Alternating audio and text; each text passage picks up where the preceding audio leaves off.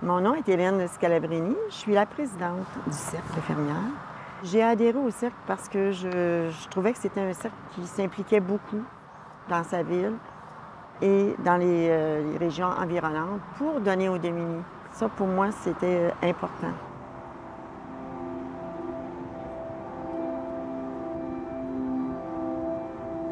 Le Cercle des fermières, il est né en 1937 à Saint-Bruno. C'est deux hommes, deux agronomes qui ont parti le Cercle des fermières pour arrêter la désertion des fermes. Les gens ne voulaient plus rester dans leurs fermes, ils étaient trop pauvres. Il y était une cinquantaine de femmes qui ont décidé d'adhérer au Cercle puis de former le Cercle des fermières de Saint-Bruno. C'était des femmes qui n'étaient pas nécessairement fermières. Le curé était toujours là, à toutes les réunions, un agronome aussi. Les rencontres se sont tenues au début à la fabrique, puis après ça, ça a été dans le sous-sol du vieux presbytère, ça a été dans les caisses populaires, dans le sous-sol de l'hôtel de ville. Puis maintenant, on est à la cime-gare de Saint-Bruno, qui est un très beau monument d'ailleurs. C'est ici qu'on a notre atelier de tissage. Ici, on a Chantal, ça fait des années qu'elle tisse. Puis elle aime ça. La mission du Cercle des fermières, c'est de transmettre toutes nos connaissances. Le tricot, crochet, couture, tissage. Mais tu sais, à l'atelier de tissage, on ne fait pas juste tisser. Il faut faire le montage des pièces. Puis ça aussi, là, on est encore tout un groupe. Il y en a une qui est responsable de faire le patron. On est deux qui vont monter dans la soupe. Après ça, on passe dans les lames. Ensuite, dans le feu. Oui. Un coup attaché, c'est prêt à commencer le tissage. C'est un cochon. Bon, ouais, voilà. Ton petit cochon aussi. Un petit cochon qui est rendu haut. Il est rendu trop haut. Mais faire le montage de métier, c'est pas mal d'heures. On les compte pas, nos heures, mais un projet comme ça, on demande aux femmes, bon, mais qui est intéressé?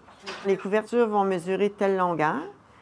Ça nous prend tant de fils. Fait qu'à ce moment-là, là-dessus, c'est tout calculé, le nombre de tours qu'on va faire pour monter la couverture.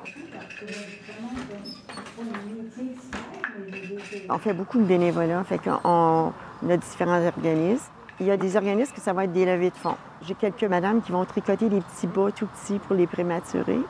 On fait des chapeaux pour les hôpitaux, les femmes qui perdent leurs cheveux à cause du cancer. Une sorte d'artisanat qu'on fait, courte pointe. Ça, c'est du tissage. À l'hôpital, ils nous ont demandé de faire des petites poupées. On remet à des enfants quand les parents ont le cancer. Puis il y a une petite pochette en arrière pour qu'on peut mettre un petit message.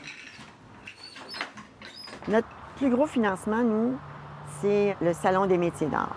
Le salon s'appelait l'Expo Cadeau au début. Puis c'était juste des fermières qui exposaient.